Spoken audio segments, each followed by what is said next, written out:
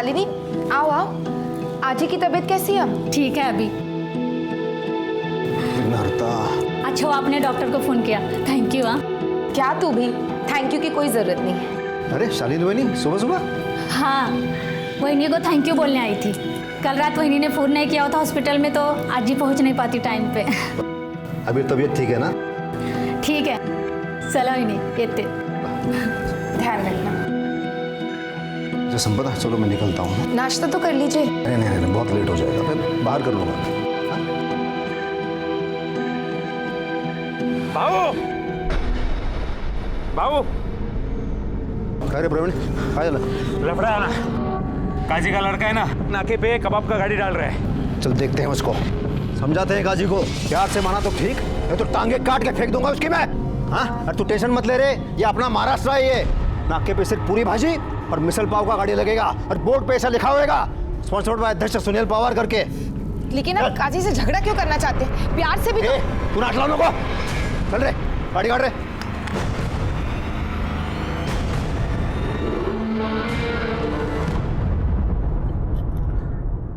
करड़े नहीं, मतलब ठीक है तुम ये लेके आए हो, लेकिन अपने देसी वड़ा पाव का मजा ही अलग है।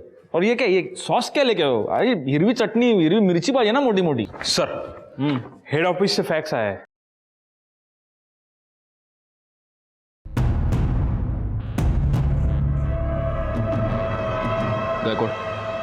सबको मेरे केबिन में बुला। हेड ऑफिस से ऑर्डर आया है, मुंब्रा में रेड अलर्ट इशू हुआ है। इसके मुताबिक अगले कुछ दिनों में कोई बड़ी क्रिमिनल एक्टिविटी हो सकती है, जिसके लिए भारी तादाद में गैर कानूनी हथियार थाने शहर में आने की संभावना है। इसीलिए अगले कुछ दिनों तक अगर कोई भी सस्पिशियस एक्टिविटी, आदमी औरत दिखे तो तुरंत एक्शन लीजिए। Yes sir. मेरे को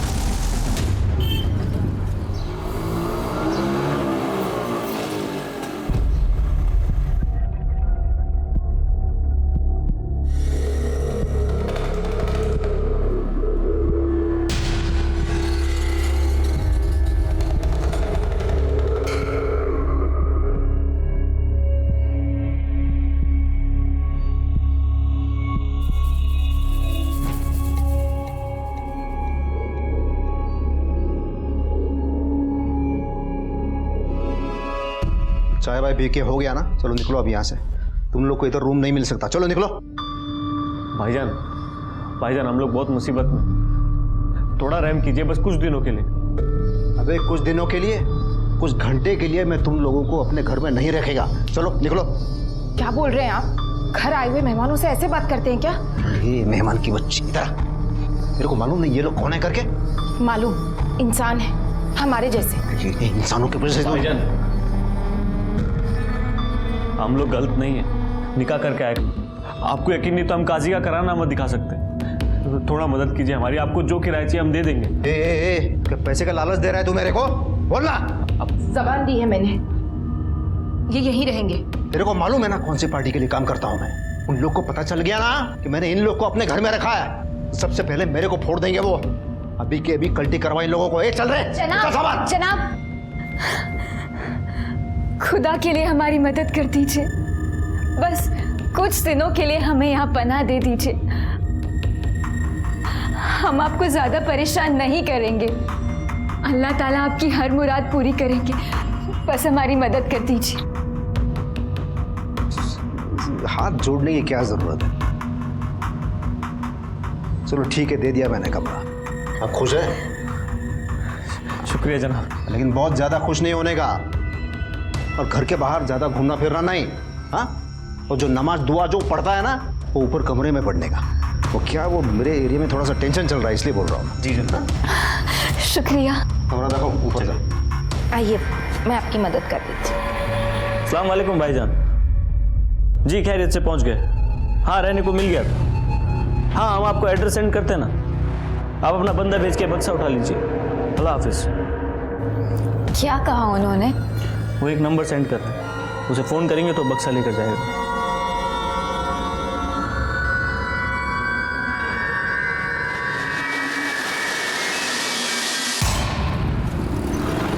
ये लो।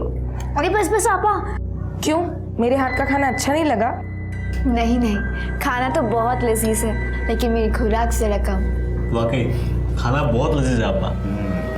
ये संपदा खाना तो अच्छा बनाती है, लेकिन रोज वेज खा खा के तो बोर हो गया मैं। अगर ये मटन बिरयानी ऐसा कुछ हो जाए तो मज़ा आएगा। अरे हाँ मुमताज़, तुम्हें मटन बिरयानी बनाना आता है क्या? भाईजान मुमताज़ तो बहुत ही उम्दा बिरयानी बनाती है, आपका पेट भर जाएगा पर नीयत नहीं। तो फिर ठीक है, कल का प्लान मुमताज़ के हाथ की मटन बिरयानी। बेशक।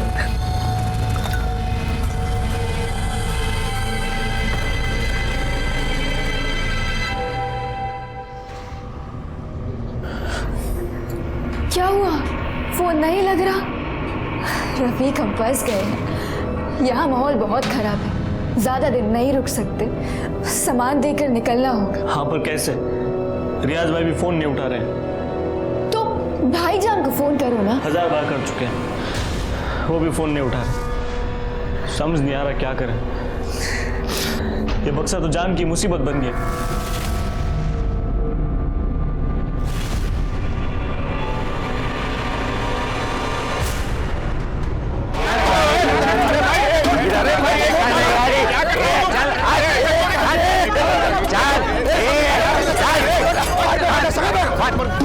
मैंने कहा था इनसे काजी से झगड़ा मत करना। ए काजी, तेरे को प्यार से समझाया था मैंने, ये कबाब का गाड़ी बिरयानी का गाड़ी इधर नहीं डालने का। तो ये बात तेरे दिमाग में घुसता नहीं क्या? अरे हमको भी धंधा करने का है ना, कहाँ जाके धंधा करेगा? जब मैं बोल रहा हूँ तो बीच में नहीं बोलने का।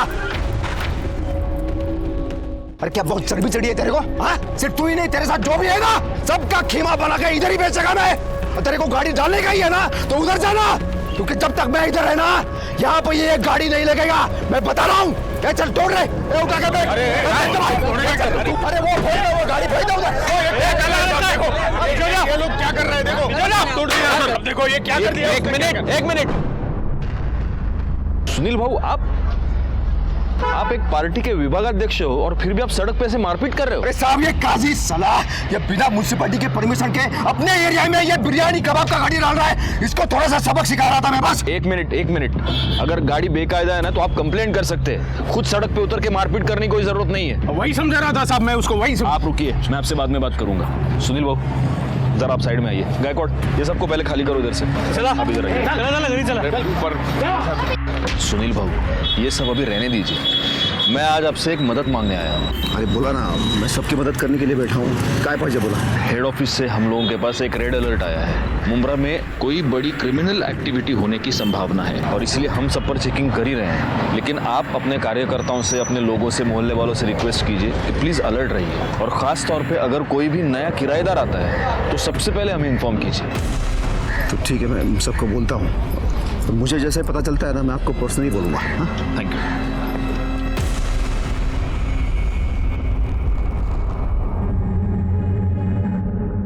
अरे ये भाई लोग, यहाँ पे तमाशा नहीं चल रहा है, चलो निकलो। ये चल जा रहे, सुनी ना सब तू, गुस्सा क्या तेरे दिमाग में? मैं क्यों मना कर रहा था इन लोगों को रखने के लिए? चलो अभी निकलते हैं यहाँ से, इससे पहले कोई देख ले। चलो।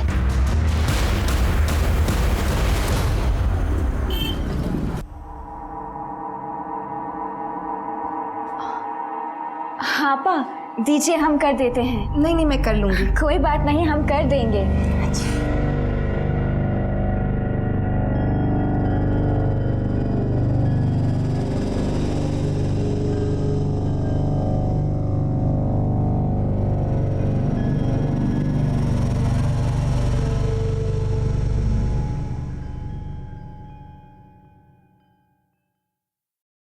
मैं स्कूल जा रही हूँ, आप नाश्ता करके काम। अरे अभी तक तैयार नहीं हुए, आज काम पे नहीं जाना है क्या? अरे वो कल का मटन बिरयानी ना बहुत ज़्यादा हो गया, वो थोड़े पेट में गड़बड़ी हो गई है। देखो अगर ठीक हो जाता है ना तो मैं जाता हूँ। मैं छुट्टी ले लूँ, कोई दवाई ले आऊँ? अरे नहीं, उतना ज़्यादा नहीं है।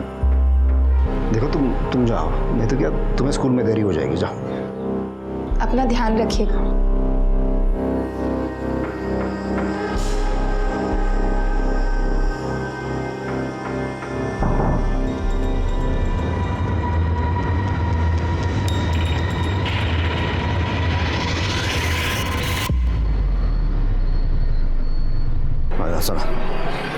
अरे दर्शन, प्रवीण, अच्छा, अपने सारे कार्यकर्ता वो माने, शिरवाड़कर, साळुंके सब आ रहे हैं ना? सब आ रहे हैं। क्योंकि क्या मुझे इसमें पार्टी में सबका समर्थन चाहिए, तभी मैं बात को आगे बढ़ा सकूँ। हाँ भाऊ, बरोबर है।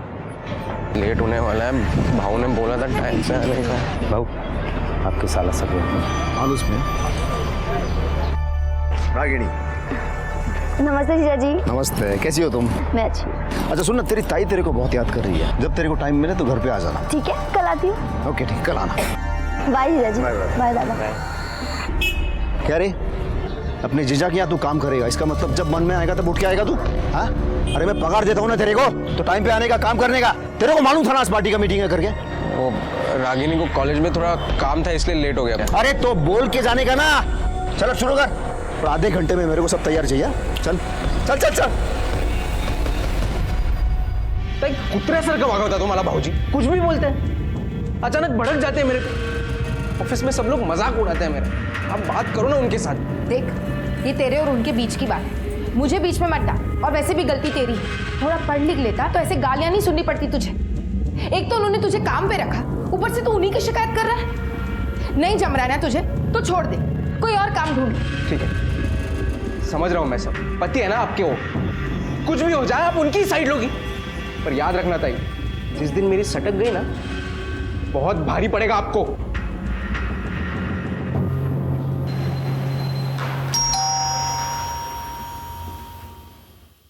अरे रागिणी, ये दीदी कहाँ है? दीदी। अरे रागिणी तू लेट हो गई, तेरी ताई तो निकल गई स्कूल के लिए। दीदी चली गई। हाँ, मैंने मस्त आप दोनों के लिए पोहा बनाया। अब दीदी तो चली गई, आप खा के देखो कैसा है। तूने बनाया तो अच्छा ही होगा ना। देखो मैं चम्मच लाती वाह वाह वाह। हूँ। मैं अपने हाथों से खिलाती हूँ। अच्छा खिला। कैसा है? दीदी जितना अच्छा नहीं है ना? अरे नहीं, कमाल, बहुत मस्त बना के।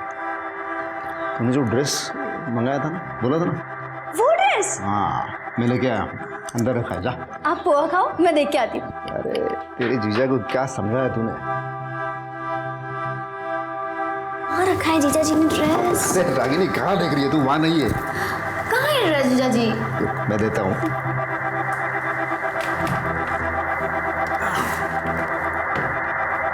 ये देख।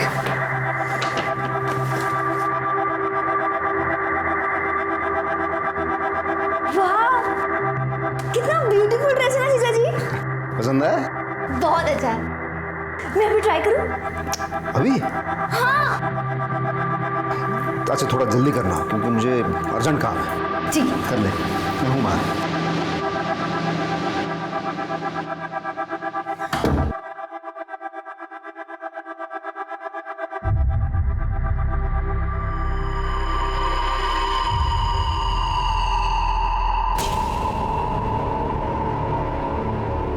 ये लोग तो फोन ही नहीं उठा रहे, अब क्या करें इस बक्से का? यहीं छोड़ के भाग जाते।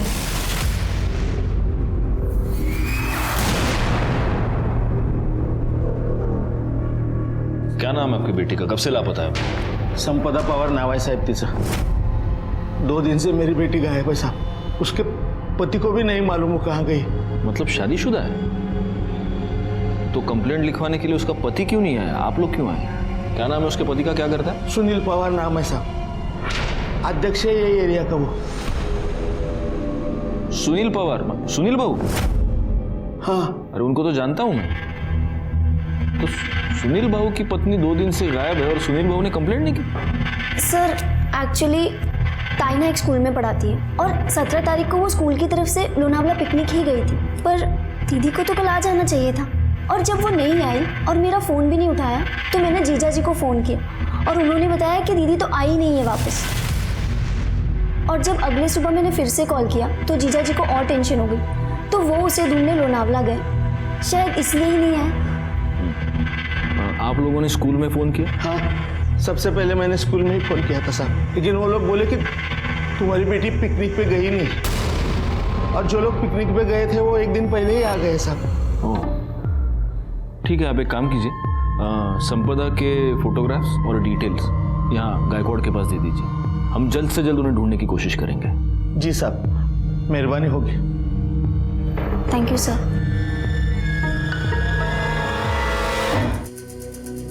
सोच सोच के दिमाग का दही हो गया है। पता नहीं वो संपदा किधर चली गई। आपको पता है कितना टेंशन है मेरे को। सुनील बाबू, आपके फैमिली में आप दोनों के अलावा और कौन कौन है? फैमिली के नाम पे तो मेरे घर में सिर्फ मैं और संपदा है। बाकी एक भाड़ोतरी था, नई नई शादी करके आए थे। मुझे लगता है इन्होंने उनको रूम भाड़े पे देके बहुत बड़ा गलती किया है। आपने रूम भाड़े पे दिया था? किसको? क्या नाम था उनका? रफीक और मुमताज़ बेग नाम था। क्या? सुनील भाऊ, मैंने आपसे पर्सनली मिलकर आपको हेड ऑफिस से जो रेड अलर्ट आया था उसके बारे में बताया था। मैंने नहीं रखा उनको, वो संपदा को उन दोनों ने पटाया। संपदा मानी नहीं, मैं क्या करता फिर? देना पड़ा मुझे। लेकिन वो बहुत दिनों तक रहे नहीं थे, वो बहुत जल्दी चले गए थे। आप एक पॉलिटिकल पार्टी के विभागाध्यक्ष हैं, आप इतनी बात समझते नहीं? वो लोग अगर क्रिमिनल एक्टिविटीज में इन्वॉल्व होंगे तो वैसे ही एक जगह पर बहुत दिन रुकेंगे नहीं। कब गए वो लोग? वो 17 तारीख को तो संपदा वो पिकनिक के लिए चले गई थे ना, तब। और कहाँ गए? वो मैंने पूछा नहीं। अच्छा, आपने उनके बारे में कुछ सस्पिशियस, कुछ ऐसा नोटिस किया? ऐसा कुछ खास नहीं है, तो वो दोनों हमेशा अपने कमरे में रहते थे। लेकिन वो जो रफीक था ना, वो थोड़ा सा अजीब था।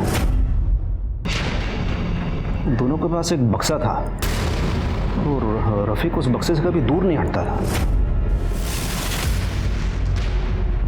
मालूम नहीं था उस बक्से में क्या था। अच्छा, आपके पास उनका आईडी होगा, हाँ, कुछ एड्रेस प्रूफ होगा, कुछ तो होगा, फ़ोन नंबर होगा, गायकवाड़ के पास दे दीजिए। नहीं, वो तो नहीं लिया मैंने। मतलब संपदा ने लिया होगा तो मुझे नहीं पता।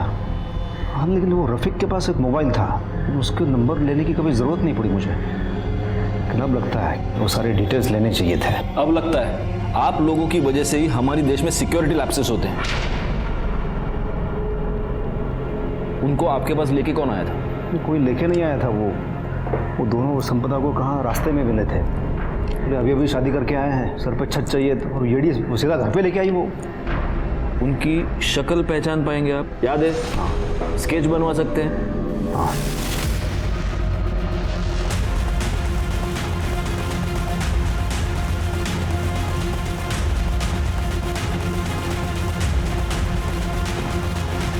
सर, रफीक और मुमताज़ के स्केच बन गए। ग्रेट। फौरन ये स्केचेस आसपास के पुलिस स्टेशन और हमारे खबरियों को भिजवा दो। हमें किसी भी हालत में इन्हें पकड़ना होगा, इससे पहले कि ये किसी आपराधिक घटना को अंजाम दे दें। सर,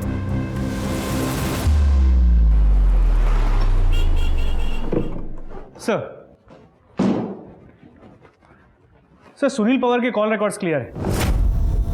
उसके लोकेशन रिकॉर्ड के मुताबिक वो लोनावाला गया था, शायद संपदा को ढूंढने के लिए। लेकिन संपदा के कॉल रिकॉर्ड्स एज एक्सपेक्टेड नहीं है। संपदा का फ़ोन संपदा के गायब होने के 2 दिन बाद तक, मतलब कल शाम तक एक्टिव था, लेकिन उसकी लोकेशन लोनावाला की नहीं थी, यही मुमरा की थी। और उसका फ़ोन इस दौरान कई बार स्विच ऑन और स्विच ऑफ हुआ। हर बार स्विच ऑन हुआ सिर्फ फोटोज़ रागिनी को भेजने के लिए। सर, मुझे लगता है कोई हमें मिसलीड करने की कोशिश कर रहा है। अब ये कंफर्म हो गया गायकवाड़ कि संपदा कभी लोनावाला गई नहीं थी, वो यहीं पर थी।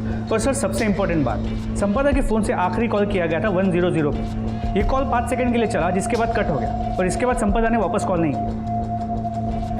संपदा और ये कपल एक साथ गायब हुए। हो सकता है इस कपल ने संपदा को किडनैप किया हो। उनसे बचने के लिए जब वो 100 डायल कर रही होगी, तब इन लोगों ने संपदा को पकड़ लिया और फोन कट कर दिया। और फिर किसी को शक ना हो, इसलिए रागिनी को लोनावाला के पिक्चर्स भेजते हैं। सुनील भाऊ ने हमें इस कपल के बारे में ना बताकर बहुत बड़ी गलती की है। एक काम करो, 17 जनवरी को संपदा गायब हुई। उस दिन सुनील भाऊ के घर के आसपास जितने भी फोन्स एक्टिवेटेड थे, उन सब के बारे में बता दो। सर, हाँ, Mumbra police station inspector Jadhav बोलते हैं। ठीक से देखो, कुछ मिलता है क्या? मांगे वा चलो। सर पे बहुत बुरी तरह से चोट लगी है। लाश को पहली बार किसने देखा था? सर, जवळ मिटा घर है, वहाँ के कुछ लोगों ने सबसे पहले बॉडी देखी है। सर, आपने जो फोटो भेजी थी उससे हमने मैच किया और आपको इन्फॉर्म किया। आसपास कुछ मर्डर वेपन, इसका मोबाइल, आई कार्ड कुछ भी मिला? नहीं सर, हमने काफ़ी ढूंढने की कोशिश की, लेकिन कुछ नहीं मिला। हाँ, आम्ही गुन्हा नोंदवून घेतलाय। ठीक है, ओके। सर, संपदा की बॉडी से जो गोलियां मिली थी, बैलिस्टिक रिपोर्ट के मुताबिक वो US मेड बेरेटा गन से चले गए। और संपदा की पोस्टमार्टम रिपोर्ट के मुताबिक पहले उसके सर पे वार किया गया था, जिसके बाद उसे 2 गोलियां मारी गई, जिस वजह से उसकी मौत हो गई। मुंब्रा में यूएस मेड बैरेटा गन, और वो भी एक स्कूल टीचर को मारने के लिए। गायकवाड़, ये काम जरूर उस कपल का ही है। सर 17 जनवरी को सुनील के घर के आसपास जितने नंबर एक्टिव थे उसमें से एक नंबर संदिग्ध है, जिससे कई सारे इंटरनेशनल कॉल किए गए हैं। और सर ये जो दूसरा नंबर है ये तलोजा का नंबर है। इस नंबर से तलोजा के नंबर पर भी कई बार कॉल किए गए थे। सर लास्ट कॉल कल का है। एक काम करो, ये दोनों नंबर्स मॉनिटर करो, और गायकवाड़ इनकी मोबाइल लोकेशन मुझे चाहिए इमीडिएटली। सर जाओ।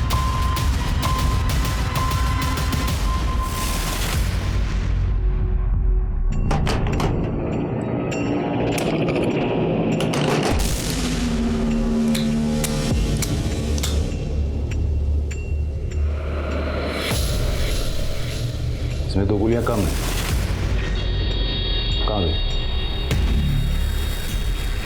हमें नहीं पता रियाज भाई, हमने तो इन्हें छुआ भी नहीं, हमें तो चलानी भी नहीं आती। हमारा काम इस बक्से को आपके हवाले करना था, हमने कर दिया। अब हम चलते हैं। अल्लाह हाफिज। अरे ऐसे कैसे चलते हैं हम? कहाँ चलते हैं? जिस मिशन का आगाज किया है उसे अंजाम भी तो तुम्हें देना होगा ना। मतलब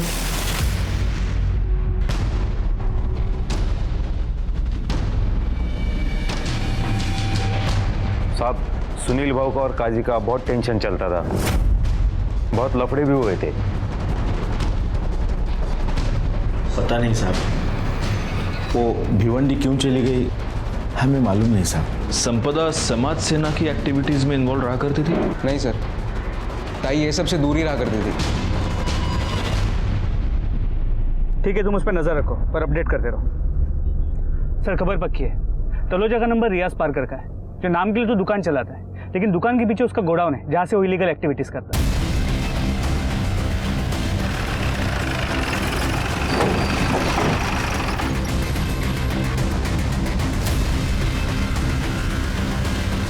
रियाज जी? रफीक और मुमताज कहाँ हैं?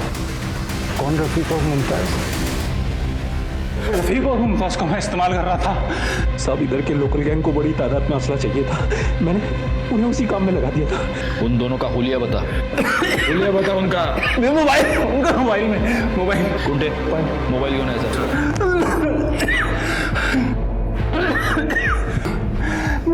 चल बोल, दिखा दिखा दिखा। ये दोनों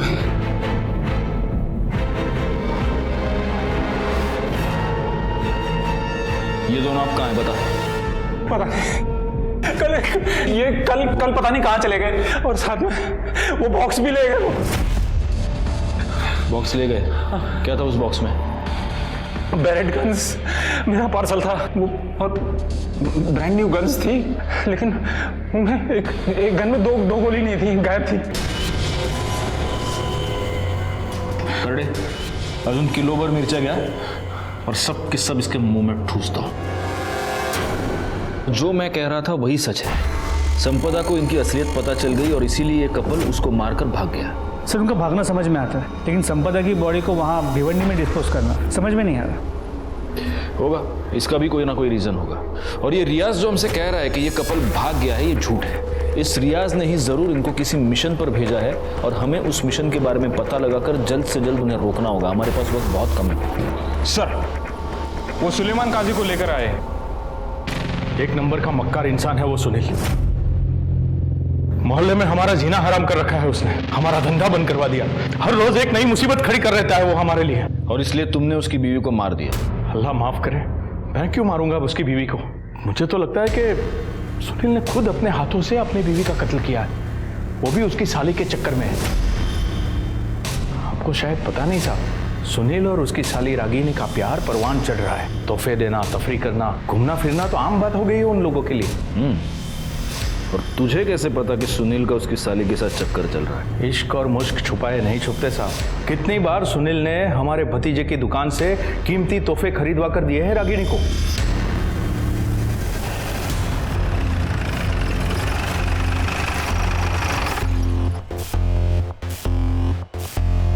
चेक करो।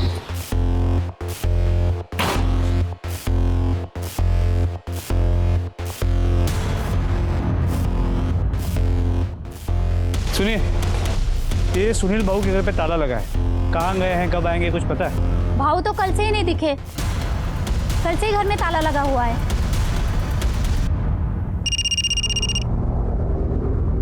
हाँ बोलो।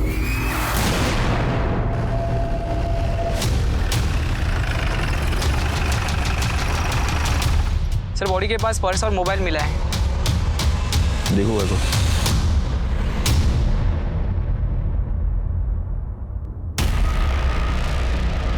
सुनील पवार, फोन दिखाओ। मोबाइल लैब भेज। सर,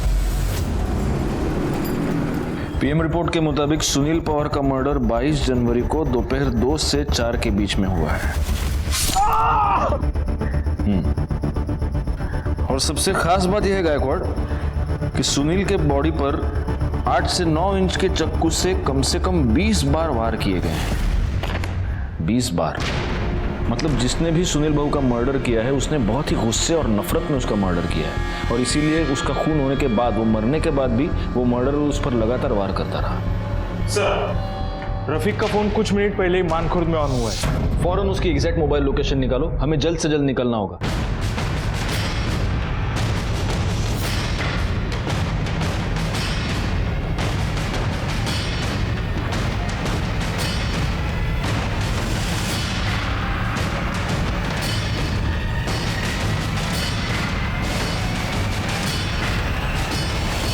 अस्सलाम वालेकुम भाईजान, सामान हम दे देंगे, आप हमारे मतलब की बात कीजिए। जी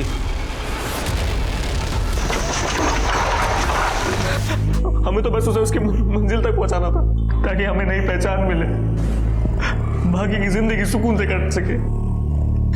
रियाज भाई से हमने चोरी इसलिए की थी क्योंकि हमें पता था कि अगर हम नहीं करेंगे तो वो किसी और को मजबूर करेगा कत्लेआम करने को।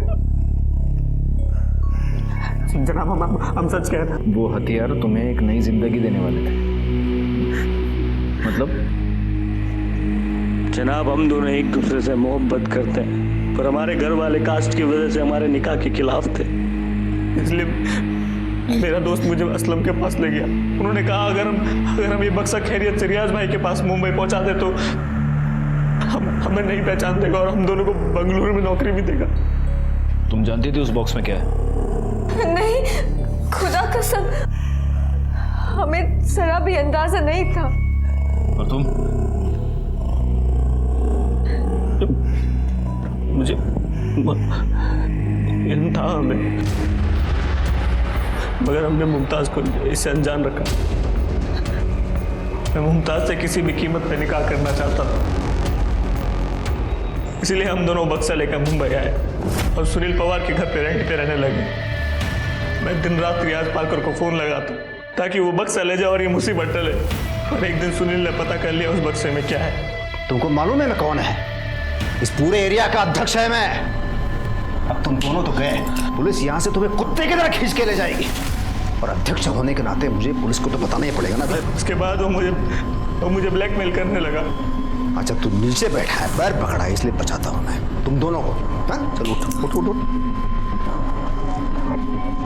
चलो अभी बाहर जा। बाहर क्यों? तुम दोनों को बचाने के लिए मैं इतना बड़ा रिस्क ले रहा हूँ, थोड़ी सी कीमत तुझे क्या, इसको तो चुकाना ही पड़ेगा। हमें सब पता आपा की याद है, उनके पास जाके हमने सब तफसील से बता दिया, पर शर्म नहीं आती उनके बारे में इतना घटिया झूठ बोलते हुए? वो ऐसी गंदी हरकत कभी नहीं कर सकते। उन्होंने जरा यकीन नहीं किया, पर अगले दिन अपनी आंखों से सब देख लिया। वो स्कूल की तरफ से पिकनिक जाने के लिए निकली और 15 मिनट बाद ही वापस आ गई, क्योंकि वो अपना फोन घर पर ही भूल गई थी।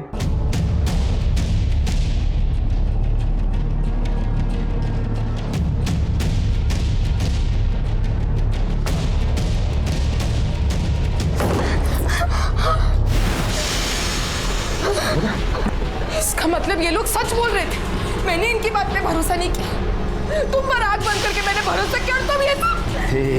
संपदा, अरे तू गलत समझ रही है रे। इनको थोड़ा सा सबक सिखा रहा था। मेरे को मालूम नहीं ये लोग क्रिमिनल हैं। अरे गन का बक्सा लेकर घूम रहे हैं, तेरे को बेवकूफ बनाया इन लोगों ने। ये लोग तो पराए, लेकिन आपको क्या हो गया? तुमने पुलिस को खबर क्यों नहीं की? तुमने मुझे धोखा दिया है। छोड़ने वाली नहीं हूँ मैं तुम्हें। पुलिस को जाके अभी सब बता दूंगी मैं। ये संपदा, रुक ना, मेरी बात सुन रहे। सब मेरी बात सुनना, मैंने कुछ नहीं किया। तू कहां जा रही है? तू रुक जा। अरे संपदा, क्या कर रही है तू ये? मैं तुम्हारी करतूतों के बारे में पुलिस को बता के रहूंगी। तू ऐसा नहीं करेगी। तू क्या करेगी? कुछ नहीं सुन रहे मुझे। बात सुन।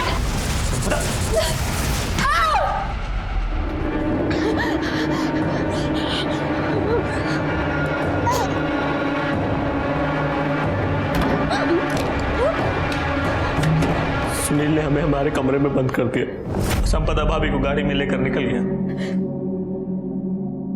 उसके पास गन कहां से आई? जनाब, वो गन उसने हमारे बक्से से निकाली थी। जिस दिन तो उसे वो बक्सा मिला उसने अपने कब्जे में ले लिया। उसके बाद वो निकल गया और कुछ घंटे बाद प्रवीण के साथ वापस आया और हम दोनों को घर से बाहर निकालने लगा। इसका मतलब ये प्रवीण भी इन्वॉल्व था? सुनील ने ही नहीं, प्रवीण ने भी मेरे साथ एक बार नहीं, कई बार जबरदस्ती। लेकिन हम ये कैसे मान ले कि तुम दोनों सच कह रहे हो? जनाब, हम मानते हैं कि हम गलत हैं, मगर ऊपर वाला गवाह है कि हम सच बोल रहे हैं। इसके बाद हमें हमारे लिए कुछ नहीं बोलना। आगे अल्लाह मालिक। तुम दोनों ने सरेंडर नहीं किया, इसलिए जब तक प्रूव नहीं होता तब तक तुम दोनों सस्पेक्ट्स ही रहोगे।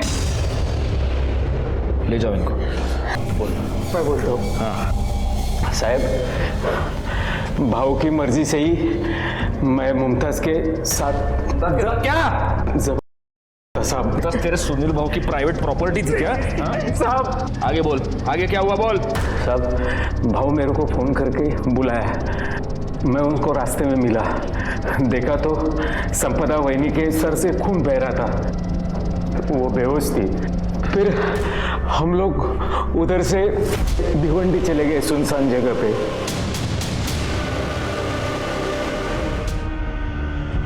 आगे क्या हुआ बोल। बता दो साहब।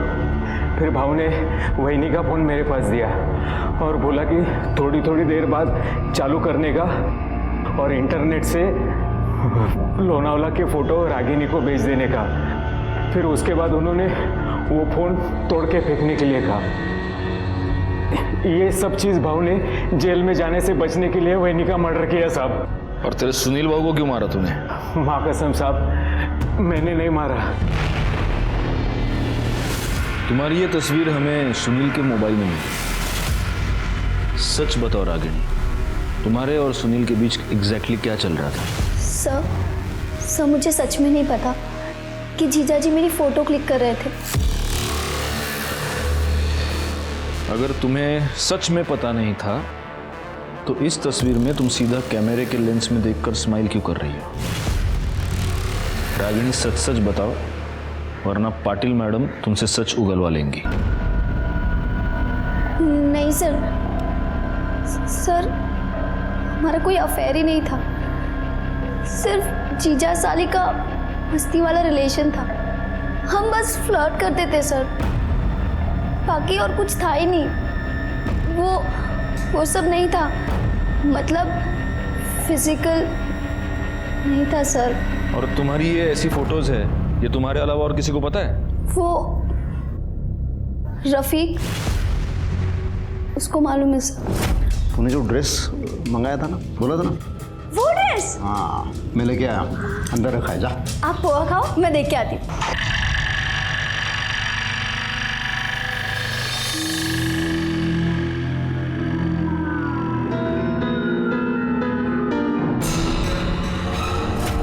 सुनील पवार ने रागिनी की कपड़े बदलते हुए तस्वीरें निकाली थी। तूने ये बात हमें क्यों नहीं बताई? जनाब, वो ऐसा कुछ हमें याद नहीं आया। हम तो वहाँ गलती से मौजूद थे, और वैसे भी उस बेगरत बेशरम आदमी के बारे में ये जान के कौन सा कुछ नया जान लेते हैं आप? गलती से मौजूद था, लेकिन इस गलती का तो फायदा खूब उठाया होगा तूने। बता, किस किस को बताया इस बारे में? संपदा को, जयदेव को?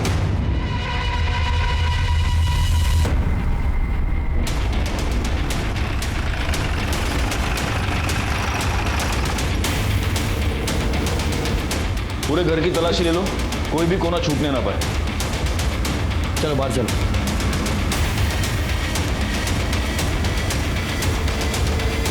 बाबा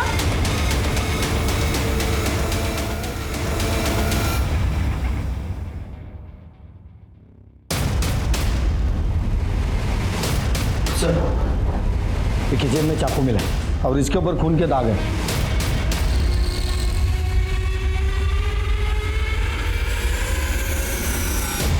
सर फाइल। दिवाकर जी, आपके कॉल रिकॉर्ड ये बता रहे हैं कि 22 तारीख को दोपहर को 1:30 बजे आपने अपने दामाद सुनील पवार को फोन किया था। हाँ साहब। तो क्या बात हुई आपकी? अब मुझे याद नहीं साहब क्यों किया था। तो इसका मतलब आपको याद दिलवाना पड़ेगा। पाटिल भाई, करड़े, इन दोनों को तब तक मारते रहो जब तक इनको याद ना आ जाए। आप साइड में आ जाइए, आप सीनियर सिटीजन हैं। ये क्या कर रहे हैं साहब? आइए आइए।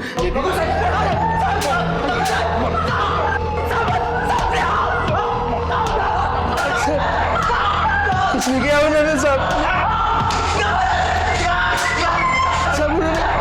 सब मेरी बात मानो साहब, उन्होंने कुछ नहीं किया। रुको रुक जाओ, छोड़ दो इनको। इन्होंने कुछ नहीं किया साहब। सुनील का खून मैंने किया है साहब। मैंने खून किया है सुनील का, मैंने।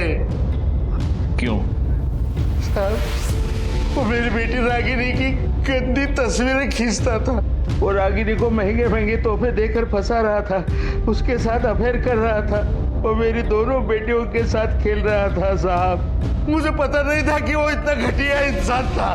मैंने जब उसे मारा तब तक मुझे पता नहीं था साहब कि वो संपदा का भी खूनी है, वरना मैं उसे पहले ही खत्म कर देता। उस दिन मैंने उसको फोन करके बुलाया था। बेटे, मुझे बहुत चिंता हो रही है। मालूम नहीं पुलिस को क्यों लग रहा है कि संपदा का खून तुमने ही किया है। पुलिस तुम्हारे बारे में पूछताछ करने आई थी। बाबा, अब मैं क्या करूं? एक काम करते हैं, टेम्पल रोड के पीछे मिलते हैं, बाद में सोचेंगे क्या करना है। गायकवाड़, चार्जशीट बनवा।